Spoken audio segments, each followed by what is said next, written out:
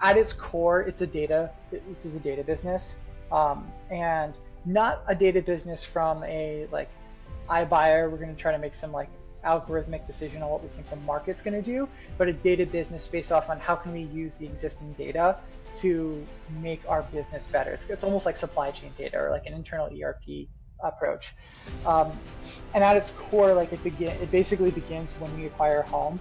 But so the most important part in that though is the source 7 data, which is the make, model, serial number of every single piece of capital equipment in the house. Like that data is the kind of the bread and butter for everything that we do. Welcome to Deal Flow with me, Michael Poulio, the go-to destination for private equity and real estate professionals, including institutional investors, sponsors, and market experts. Each week I talk with industry insiders on everything real estate, capital, and prop tech.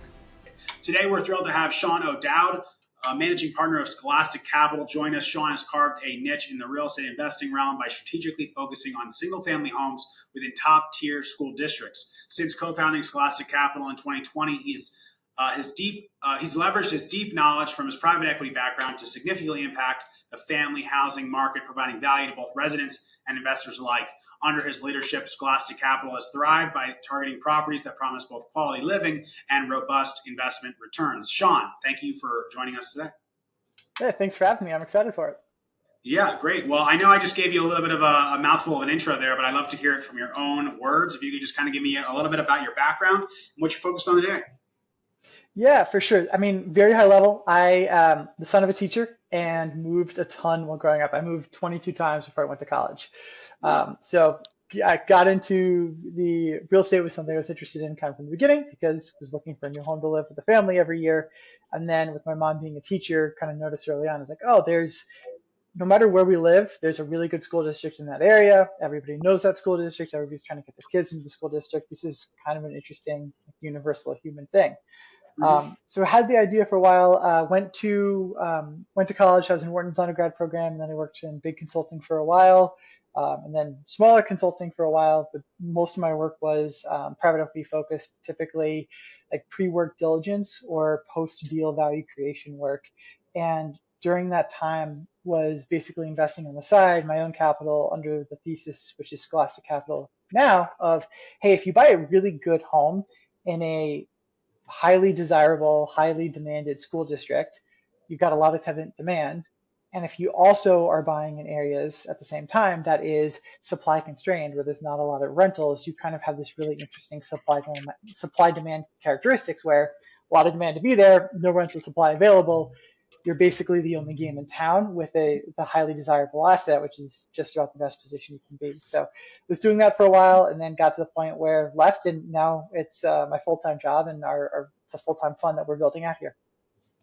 Awesome. Well, thank you so much for that, Sean. So I love that thesis. I feel like, great school districts attract families that stay a long time. They're stickier. They're willing to pay more. And, everyone loves their kids. You got to get it. They're all doing it for the kids. So I guess how did you talked a little bit about how you got to this thesis based on, jumping around a lot when you were a kid. I guess, now that you've been starting to invest around this thesis, have you what kind of results have you seen? Does this prove out? Have you seen this prove out so far as investing in really great school districts leading to presumably better tenants, better buyers, higher pricing, higher rent growth? What say you regarding this thesis proving out over the last 4 or 5 years since you've been doing this? Yeah, it's very much proven out, and it's for lack of better words performing quite well. And for like we are kind of straight down the fairway of like a core real estate thesis where solid yield, solid returns, and we think a very high floor. And it's been interesting. I mean, to your point, families we most commonly see families move in when their eldest child is starting high school. And that family does not move until their youngest child finishes high school, which is in most cases 6 years down the line. So we sign multi-year leases with our tenants. Our average lease with our tenants is a touch under 3 years at initiation with annual rent escalators. Our average tenant makes around $210,000 a year. Our two most common jobs for tenants are software engineer and doctor. And they're high quality assets. Once we have families in, they're settled into the home. We typically hear maintenance requests about 3 times a year per house. So it is very decidedly high quality tenant, high quality place, able to generate yield, long-term leases. And then as a result of that, from our investors, like our investors get monthly distributions because we've got multi-year leases. We've got the cash flow stability to pay monthly. They Mm-hmm. get depreciation, and then they get the equity value of the homes as well. So we're kind of decidedly like high floor core asset. Okay, so let's get to like some specifics around Mm-hmm. $210,000 average income, software engineers, doctors. Mm-hmm. You're talking your floor for what a good school is relatively high, right? So we're Mm-hmm. talking nines and tens out of 10 if you're like looking at the great score, greatschools.com or whatever. So I Mm-hmm. guess two questions there. How do you evaluate whether a school is good enough for your model? And then where are you finding those single family homes, right? So are you building those homes? Are you buying existing properties? Tell us a little bit about the deal flow process, that the filtering of the location, and then the filtering of the asset. For sure. So two different kind of components to that, to your point, like location and then asset. Location wise, there's a couple of different cuts to it. The first one is we are building the portfolio with the intention of keeping optionality open to sell it down the line to Tricon or Blackstone, which is now one of the same, Invitation, Progress, whoever it might be. Like we're keeping that optionality open. So our board of advisors is from those places. We spent a lot of time speaking to those places, and the consistent feedback we've heard from them is if you're going to sell us this portfolio in a decade, put it in the upper Midwest, and that's where we'd be most excited to buy it. So that's where we're buying, is we're exclusively looking in the upper Midwest and across the Minnesota, Wisconsin, Illinois, Is that Indiana, Canada? Michigan. Upper Midwest?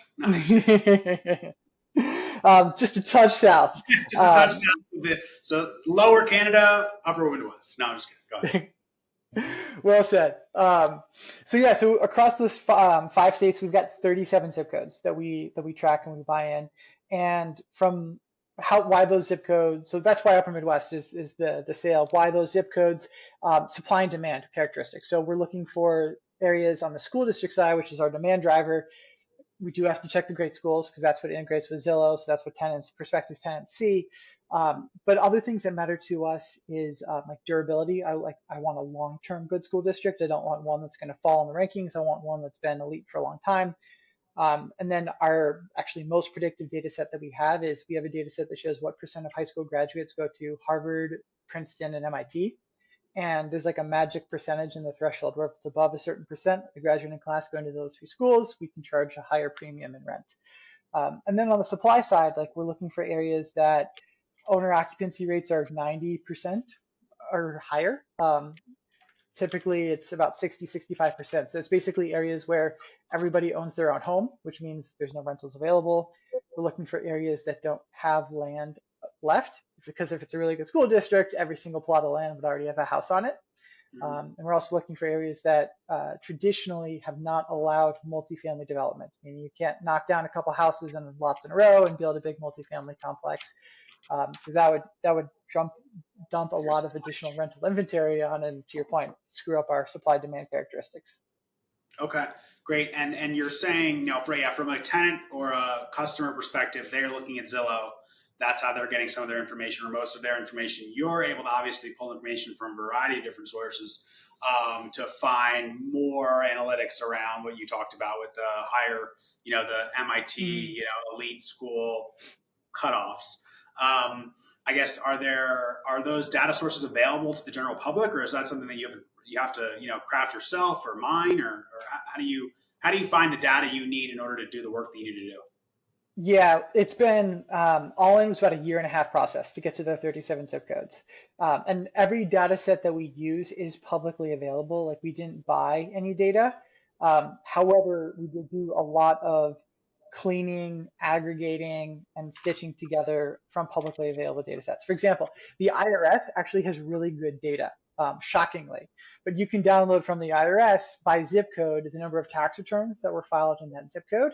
And then you can also see out of those tax returns that were filed in that zip code, what number claimed any number of hundreds of exemptions. So for example, you can say like, hey, for this zip code, how many tax returns were filed, and then how many tax returns claim the homeowner's exemption. Like that's a pretty good proxy to say like how many people are actually living in this zip code full time. Mhm. So to your point, publicly available data, but a lot of cleaning and Sure. analyzing and stitching together. Mhm. And so I assume that since you have come to this very specific criteria, you've been able to back test around what price appreciation, the gap Hmm. in rent value, the rent from the non set 37 zip codes to these 37 over a period of time. And that's what's giving you confidence that, hey, these are the right zip codes, the right metrics to be looking at. That's right. That's exactly right. And what we've seen is these zip codes are above average price appreciators, but they're not the highest. They will never beat the like quick, fast growing, like highly gentrifying, whatever word you want to use. They're never going to beat those zip codes. They're called like decidedly like 3 out of 4s. They're like B pluses on appreciation, Mm-hmm. but their downside protection is an A plus. If you Mm-hmm. go back to 2008, 2009, our zip codes are some of the best performing zip codes in the country. Mm-hmm.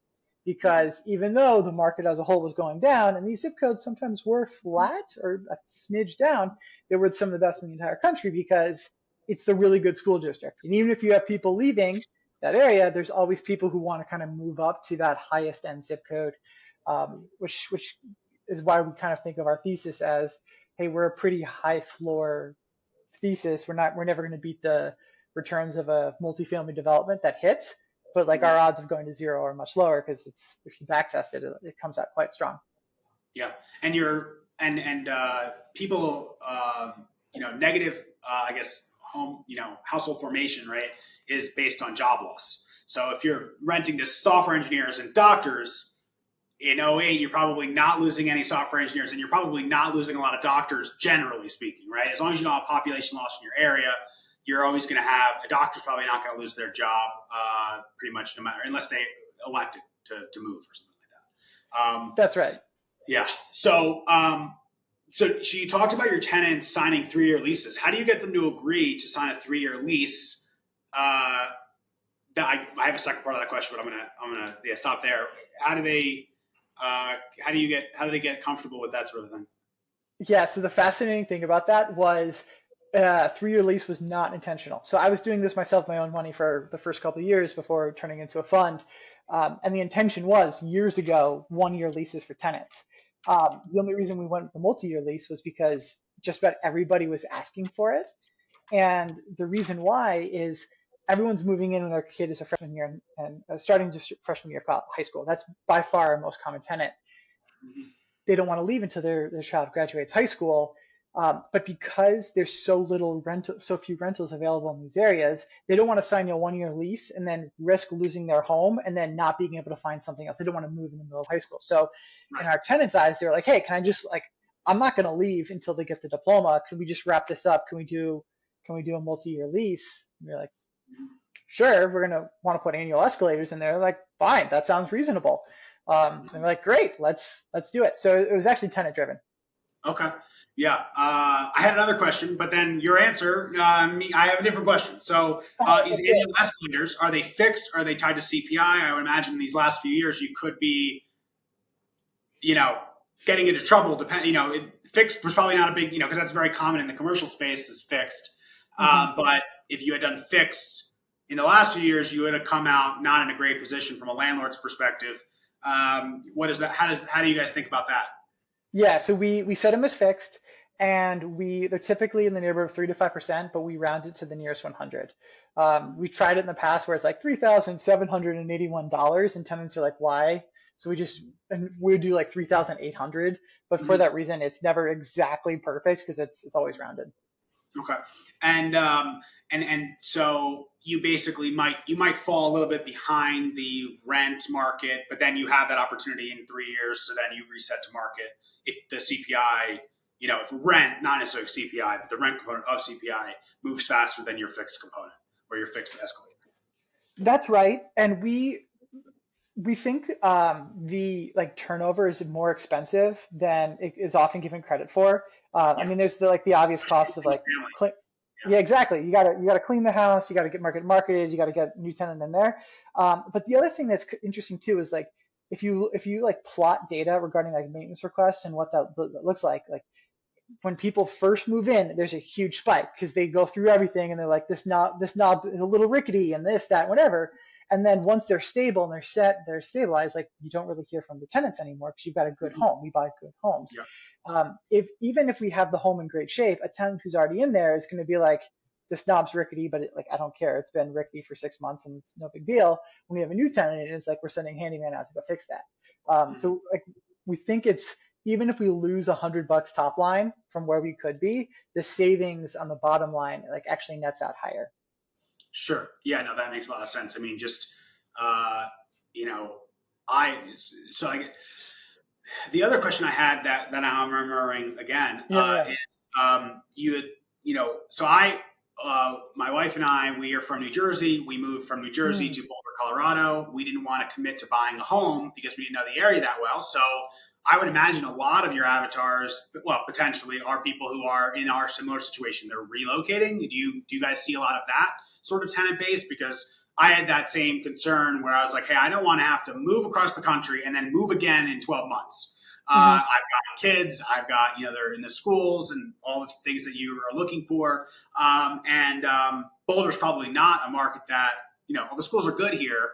It's probably not, well, certainly not in the upper Midwest. So that out for sure. But we negotiated a 2-year lease initially, mm, and then what happened was the market at that time, the pricing of homes was just like moving up so fast. They were like, let's just break our lease and buy something before we get priced out. So mm. is relocation a big component of your tenant base at all? And if so, do you find that people are potentially transitioning from homes to the for sale market? Like I would imagine I imagine that might be part of where you see people go, right? At that point. Yeah, we see there's like five archetypes of tenants that we see most commonly. The first one's about 50, 60% is like kids are about to start high school. I'm going to rent. And then when my kids are out of the house, especially because we're in upper Midwest, it's like, I'm going to Florida, like empty nest there. So uh, do the buy versus rent math. They're like, it's always cheaper to just rent. Those people are typically coming from like 20 minutes away. So not crazy. Next big archetype we see is in the middle of a divorce, where it's like somebody lives in town, they're splitting from their spouse, they want to stay in town for when the kids are with them.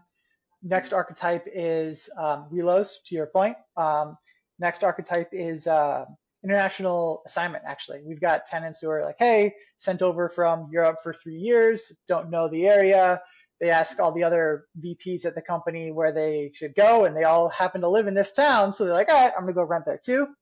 And then the last one that we see, and this is a small minority, but we have seen it probably a dozen times or so, is renovating or building. Where I'm in town, I've got a big house being built, but it's not going to be ready for a year and a half, so I want to stay in town so my kids are in the same school. Yeah. Okay. Cool. And then that makes a lot of sense. So reloads and stuff aren't a huge portion. You're mostly dealing with, people who are already kind of in the market or Mm-hmm. have a predetermined exit out of the market, and they're not going to just move to the for sale market. Yep. Okay, and then let's go down to the asset level and talk Mm-hmm. about. We talked about the filtering of location. We talked a little bit about how you guys determine a tenant profile. Let's talk about the Mm-hmm. home. What is a typical house look like, price wise, size, amenities, that sort of thing? Yep. And what do So you, like what do the rents look like typically? Mhm.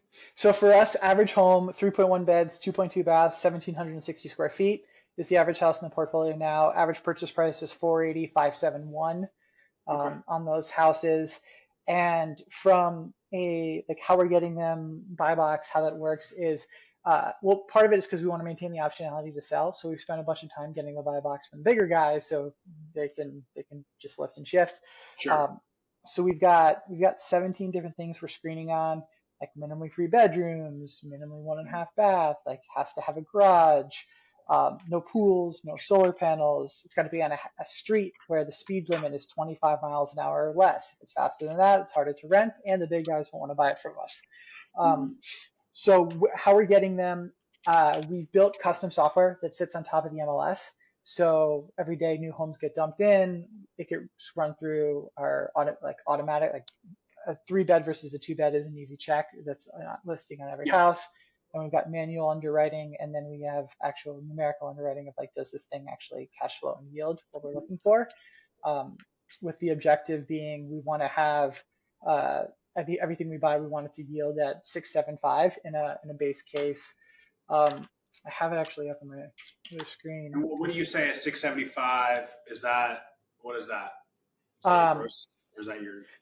That's a unlevered yield on cost in terms of what we're Okay. shooting for is the goal. And yeah, so I have it right here. Like we've got in our zip codes right now, we've got 539 homes on the market, 178 pass our binary checks, 98 pass manual underwriting, and then we've got 8 homes out of that 539 that we think are at the base case yield what we're looking for, and then At 27 offer, at the listing price, 8 of them. at So, at right. list price.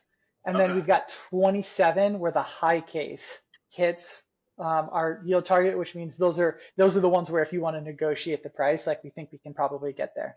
Right. Yeah. So somewhere between list and 10% off or something like that. Exactly.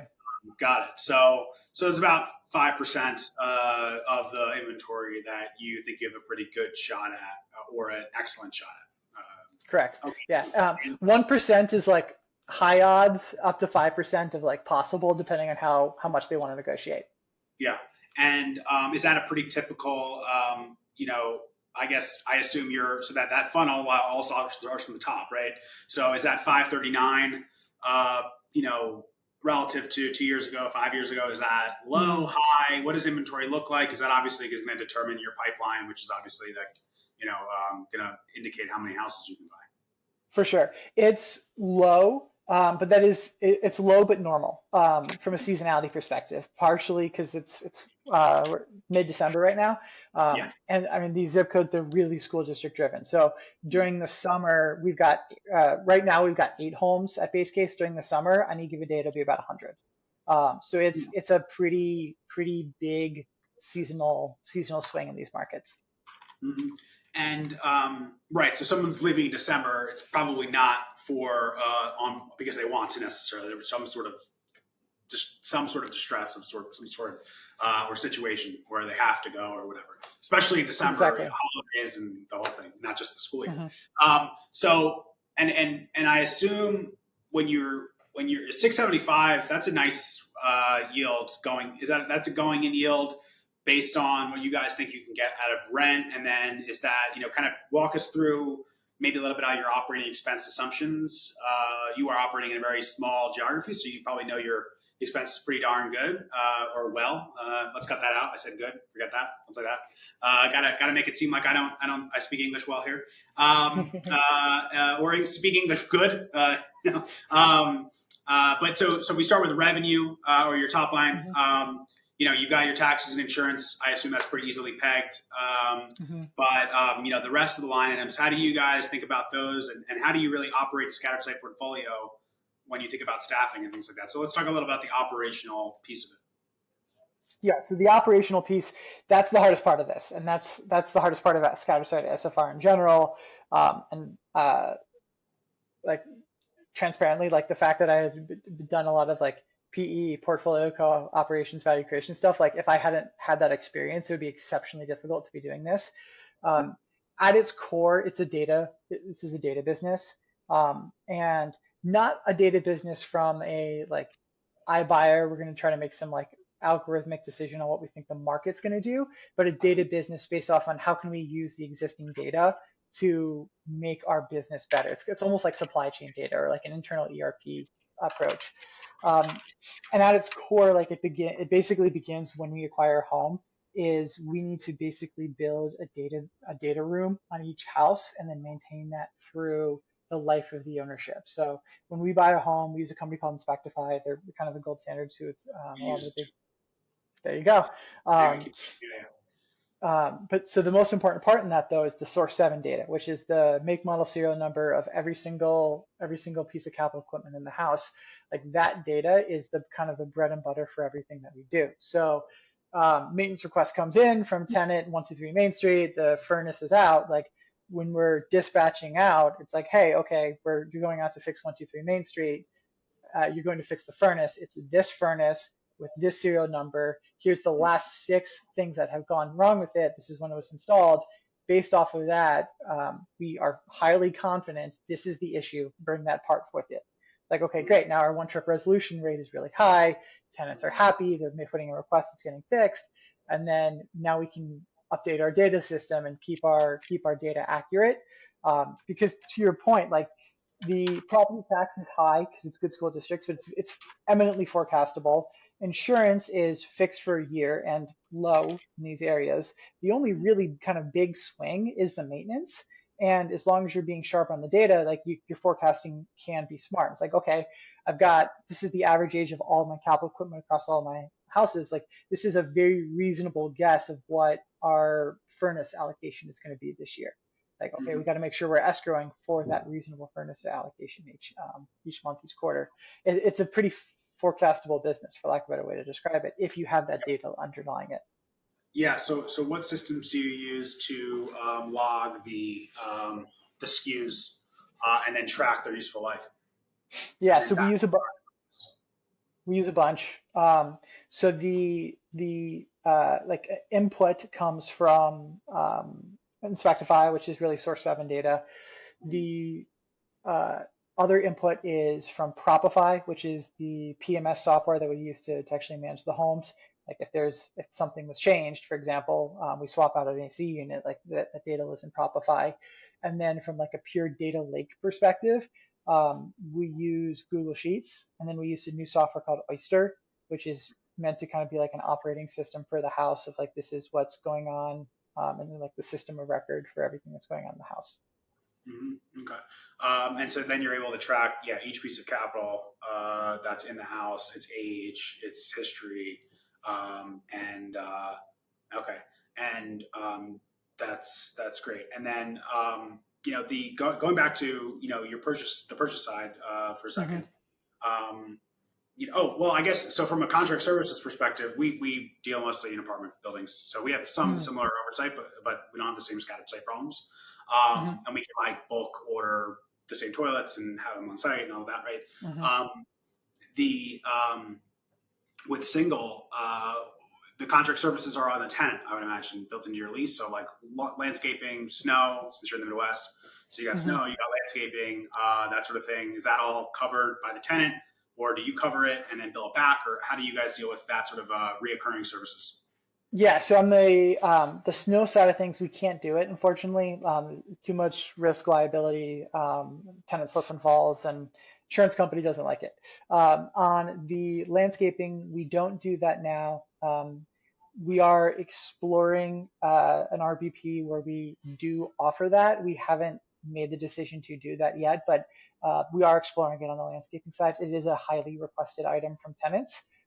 So if there's a way that we can do it at scale and at a reasonable price for us and them, then it's something we would look into.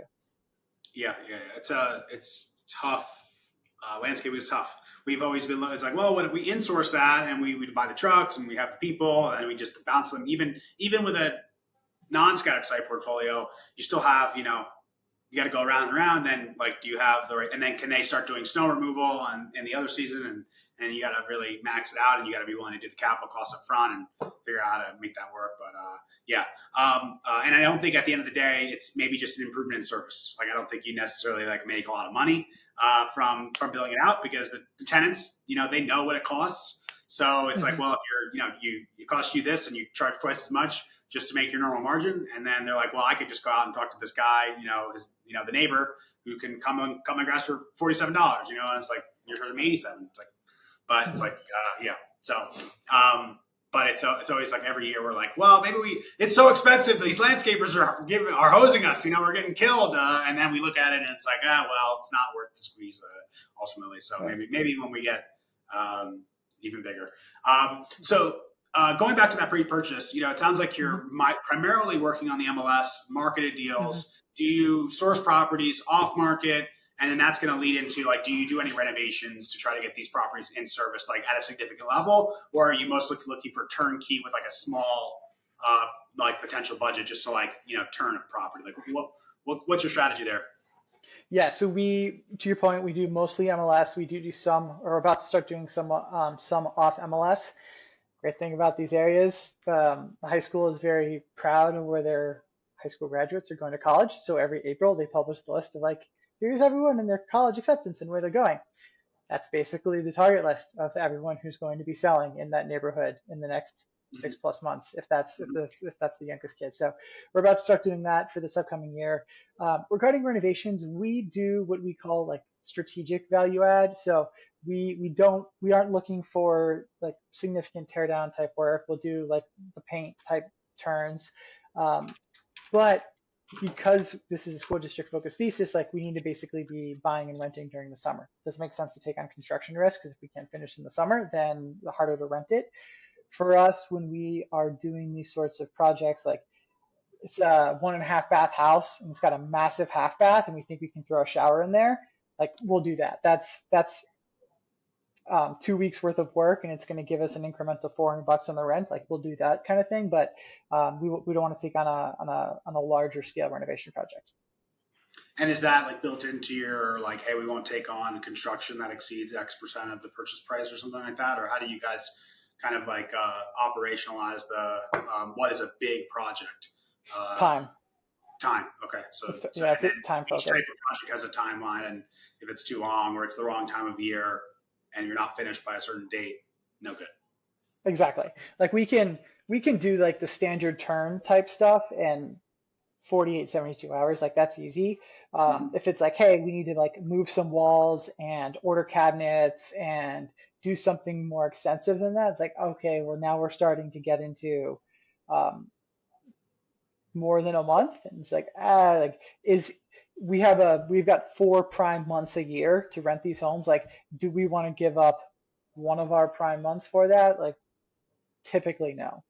Mm-hmm. Yeah, and your tenant base will, presumably needs to see the property before they sign a lease. You're not doing like like being able to virtualize the experience for them. They're going to need to walk through the house, make sure that it's going to work for, oh, well, Bobby's going to live in this room and Susie's going to be live in this room. They gotta live it. They gotta emotionally feel committed to it. Exactly. Okay. And then, tell us a little bit about like, so you talked about, okay, 539 homes turns into eight really good ones that, Hmm. are at the right list price. Hmm. How many properties are you looking to buy in any given month or year? Or season, depending on how you look at it. What's the goal? So on the acquisition side. Yeah, so on the acquisition side of things, we are in like what we call off season. We do very few, if any, acquisitions during fall winter. Right now, this is just us keeping like our fingers on the pulse of the market of what's going on, staying up with the agents who are in the area. It's hard to buy and rent in these areas in these times of years. If it's a screaming deal, then like we might go for it now, but it's really hard to do this time of year. So during the summers are kind of our big window. And acquisition wise, like we're looking to get up to 500 homes by 2030. Be about $250 million portfolio, and we think that's a good stepping stone to either a potentially exit the portfolio at that point, or make a decision with our LPs that we want to keep going and keep trying to build the portfolio out from there. Okay. And in today's market, you're trying to get to a 675 kind of Mhm. yield day one. Where are you trying to? And then, if you're looking, it sounds like you're very focused on the goals. So, by Mhm. 2030, I'm assuming you're trying to get to a certain yield on cost on the portfolio. Do you have a sense of what you want to get to, or what you think that you'll be able to drive to at that point? Is that like a 7.5, an 8, higher? Um, Do you so have a, yeah, so we do have goals on that, and the way that we think about it is on a cap. So the feedback that we've kind of continuously gotten from SFR brokers for selling scattered sites to the bigger guys is At this purchase price of home, like 500 homes is roughly the sweet spot, meaning it's a big enough portfolio that just about everybody would be excited about it, but it's not so big that the size and scale is beginning to deter some buyers because it's too big of a bite, like $250 million package basically.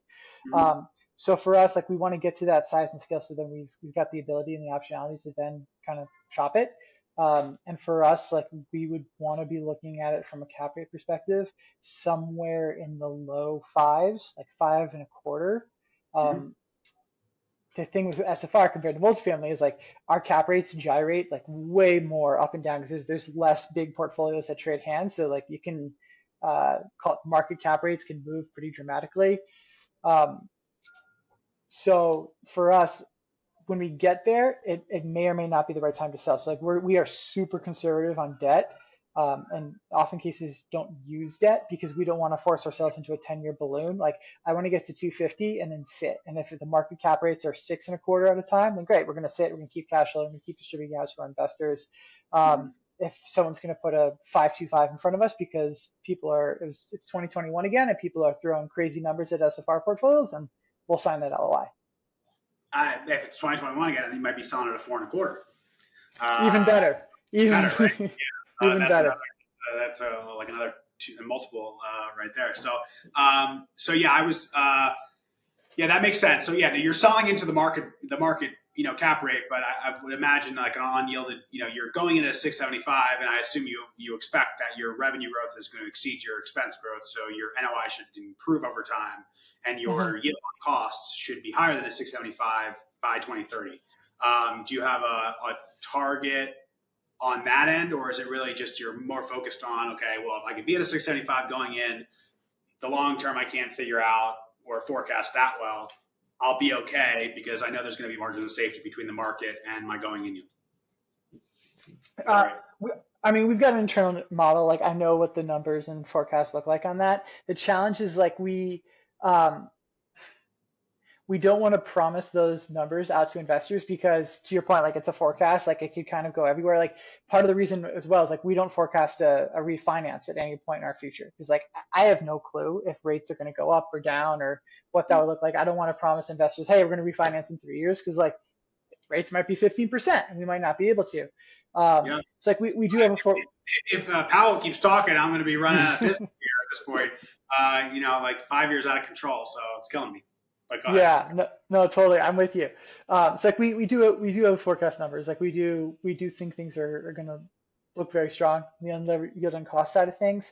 Um, it's we just have less confidence in that forecast compared to the forecast of like, hey, if we buy 675 and we hold the asset, at some point in the next 15 years there will be an opportunity to sell in the low fives.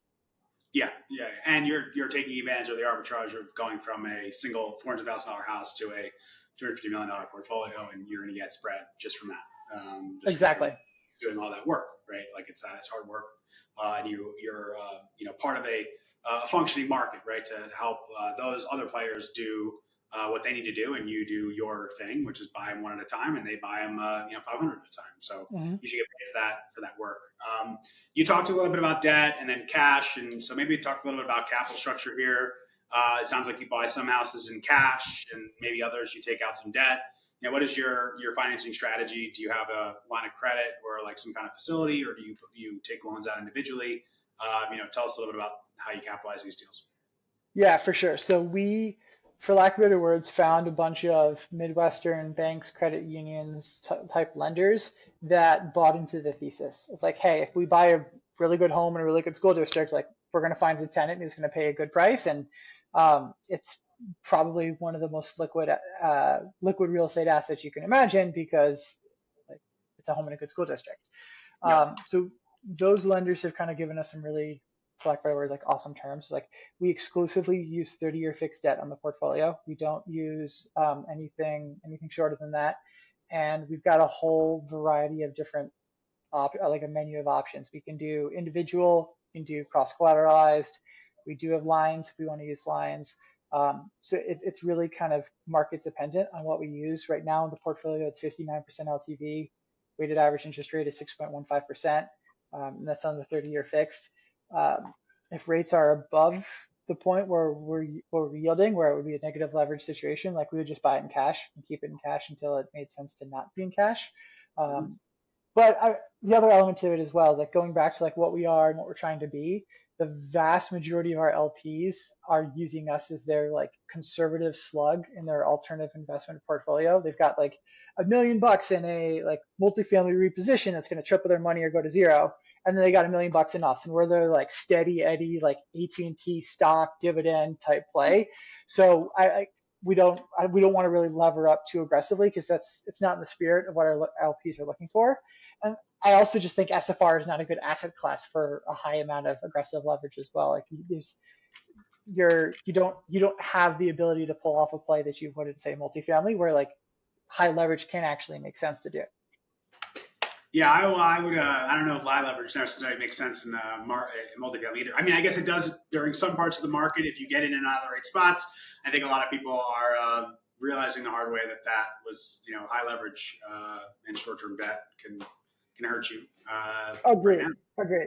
I agreed. So I think staying at it 60%, is that loan to cost, loan to value? I guess, are you reevaluating your portfolio on an annual basis and coming up with that? Yeah, it's loan to value. We because we are a true fund model, so our fund admin accounting firm does need to restrike NAV. So that's based off of quarterly. We use a valuation company. It's quarterly revaluations that the accounting firm then values. Got it. Okay. So based on your in-place debt costs and you're going in cap rates, you're yielding, 3 to 6%, something like that in cash, or like what kind of yield are you typically able to provide? Yeah, it's between 5 to 6% for investors. It bounces pretty a lot actually because we pay it monthly. So like 1 month is 5.1, and then the next month is 5.8, and then the month after is 5.3. But it's always kind of within that 5 to 6% band. And then we do pass depreciation on the K1. So that is for most of our investors, it's 5 to 6% tax free, or Yep. like you can think of it as like an 8 to 9 pre-tax. Mm-hmm. And you're not, you're just doing a straight line depreciation, 27 and a half years, or are you able to accelerate? Are you doing accelerations and cost segregation on your, 5-year useful life stuff, or what does that look like? We are doing cost eggs. So we're pulling cost eggs on all the properties, and we can accelerate a pretty decent amount, which Mhm. uh, with current tax law, we expect our investors shouldn't have any tax liability for the first 7 years of distributions. Mhm. TBD on what happens with the new administration and tax law and all that good stuff. Yeah. I would imagine it would only be at least no worse than it is today. But we'll see. We'll see what happens. We'll keep our fingers crossed. Uh, so you talked about how in the non-acquisition season, right, which is kind of the season you're in now, you're really trying to just keep a pulse on the market. What does that look like for you guys? How do you guys I guess prepare for the next buy time, right? Like, because then you have a very tight window to buy all the houses you're going to get for the next year, and lease all the houses you're going to get for the next year. And I assume it's that's a pretty stressful time. That's like your playoffs and your versus Yeah. this is like season. So how do you keep a pulse in the market? How do you prepare for that time when you're going to have to buy, and lease? Yeah, it's a variety of there's a variety of different things. So there's like market, there's operations, there's hiring, there's fundraising. Basically, is what we do.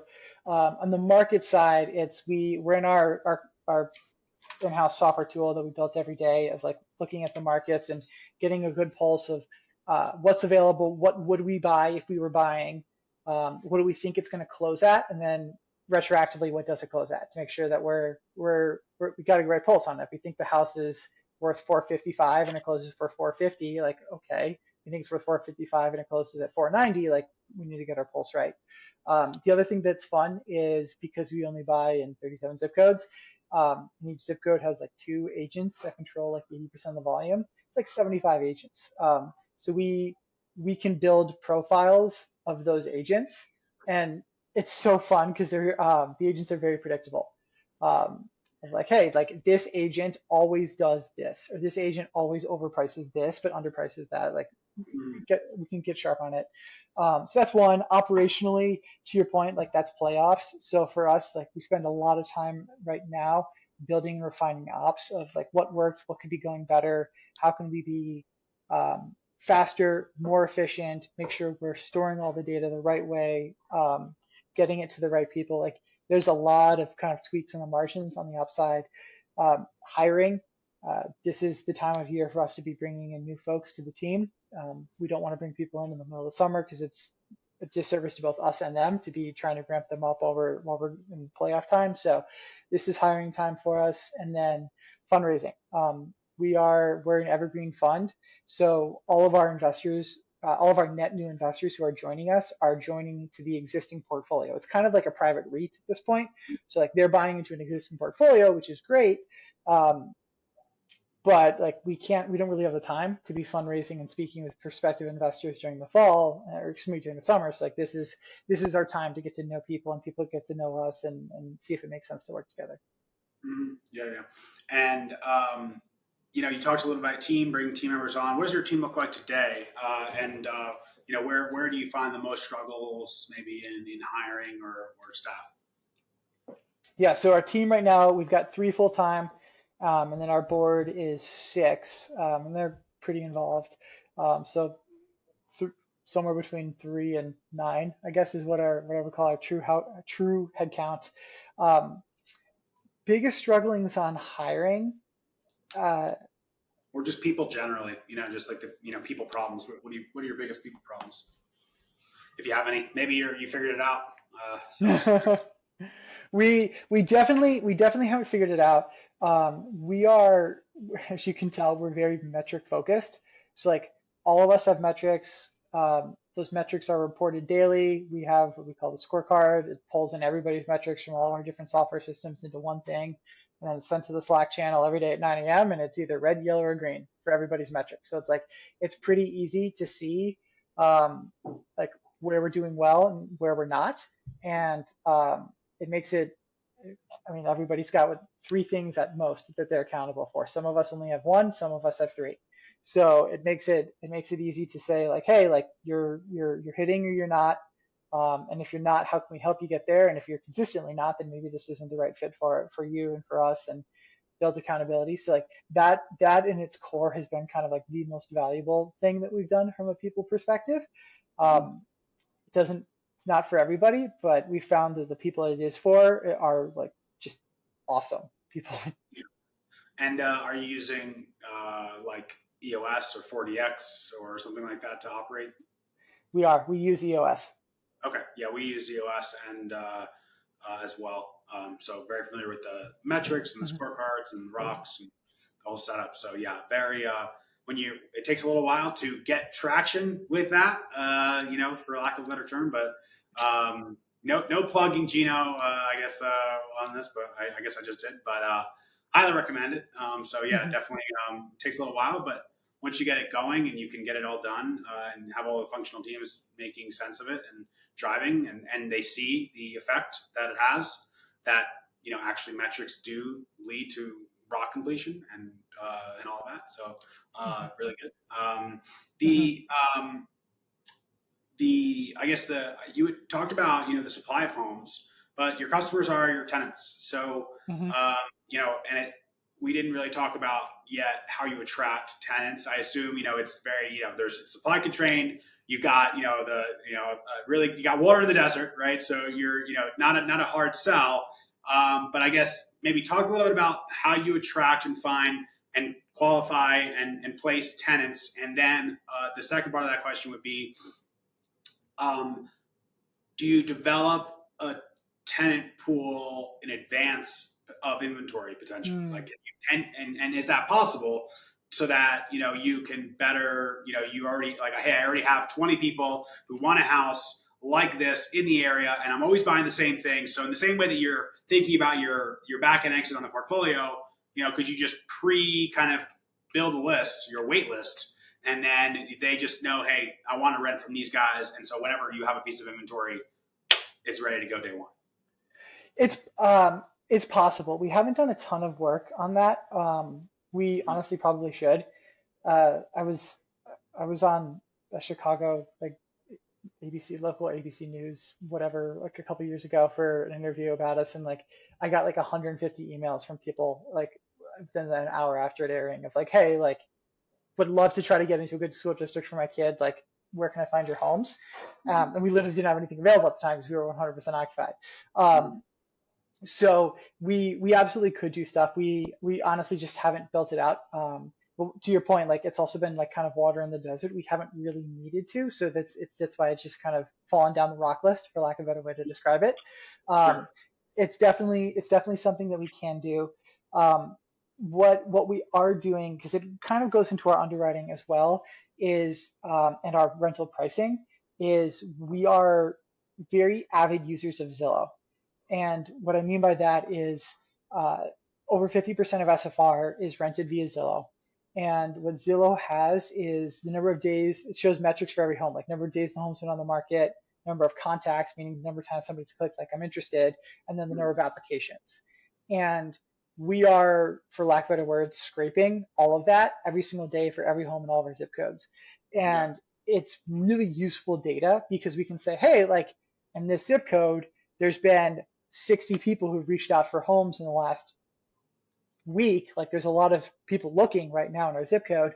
Then it's also really useful from a pricing perspective. It's like, hey, if there's two homes in town and one's been reached out on 60 times and one's been reached out 10 times, like the 61 is underpriced and the 10 one is overpriced. And it's like, okay, we can kind of use that to kind of get in the middle.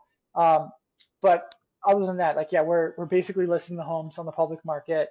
Um, they rent pretty quickly with the demand coming in, and honestly the big things that we just need to be careful about are um, correctly underwriting tenants.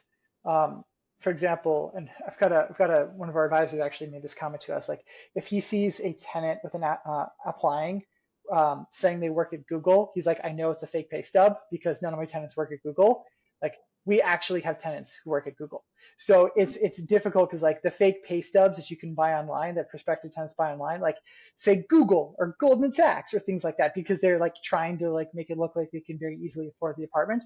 Like our tenants actually can. So like we have to be very sharp to make sure it actually is a real pay stub and not a fake pay stub. And there's a bunch of software we use to do that, but it's kind of an interesting challenge just by nature of the kind of people who are renting the homes. Yeah. So we're getting here to the a little bit of the end of the session here. I have one more question maybe on that Mm-hmm. exact point. Have you had to deal with a lot of, yeah, you're in the affordable space or even like just the class B space, the fraud, the buying of pay stubs and even like fake social security numbers and just the whole setup, even like someone on the back end answering the phone and like verifying employment. Like it's a pretty, and you could for $99, right? Like get the whole setup. Mm-hmm. Um, and we've seen, no matter what type of software that we use, no matter what system we use, it's, they're always trying to stay, these scammers are staying one step ahead, or we're at least lockstep with them. You have a different tenant profile. You have a different type of tenant that's probably trying to come into your school district. Maybe you have less concerns there, but yeah, maybe have you had to deal with any significant amount of fraud or that sort of a thing, or are you typically able to kind of weed out those types of applications?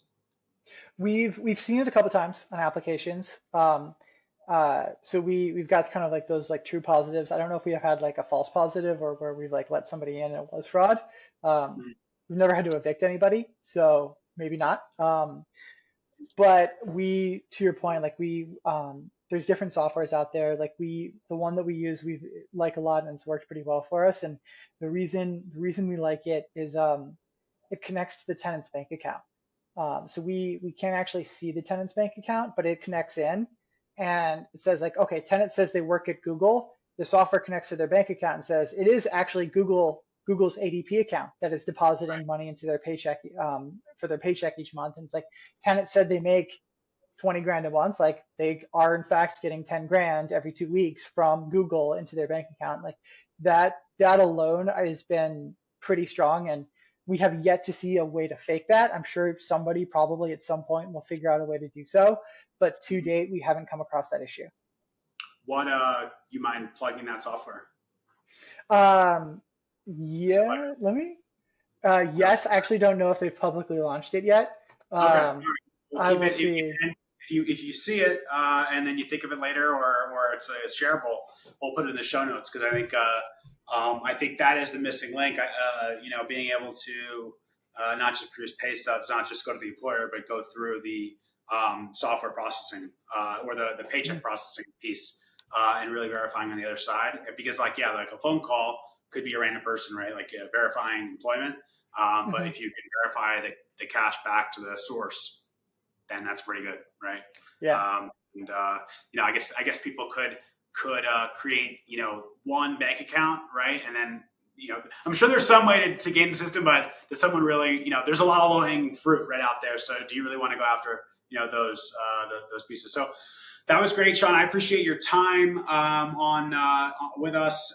It was you shared some great insights and knowledge in the real estate space and in the single family scattered site space. If listeners wanted to get in touch with you and find out more about you or your firm, or your fund, what's the best way to get in touch? Yeah, for sure. So we are Scholastic Capital, scholasticcapital.com. I'm also very active on Twitter, LinkedIn, kind of sharing just like what we're seeing on a day-to-day basis. Um, Probably the best is we actually have a monthly newsletter. So we send out our investor reporting every month. We send out about 2 or 3 weeks later a very similar email publicly. A lot of the data is redacted, some information is not included, but we found people really like following along because they can get to see kind of the picture of what's going on behind the scenes and what our investors get. Awesome. Well, great. Well, thank you for tuning into this episode of Deal Flow. Don't forget to give the podcast a follow on Apple Music or Spotify and subscribe on YouTube so you don't miss an episode. And if you feel like someone else would get something out of the show, please go ahead and send it across. And feel free to comment below with regards to future guests you'd like to see on the show. We're getting in touch if you think your knowledge and expertise would make for a great episode. Thanks again from me, and I'll see you next time on Deal Flow. Thank you for listening to Deal Flow with me, Michael Poulio. We hope you gained valuable insights into private equity real estate and market trends. Stay tuned for more expert discussions and updates on the latest in commercial real estate and structured finance. Don't forget to subscribe, rate, and review on your favorite podcasting platform. Join us next time for more high-level conversations that empower your investment decisions and your operating results.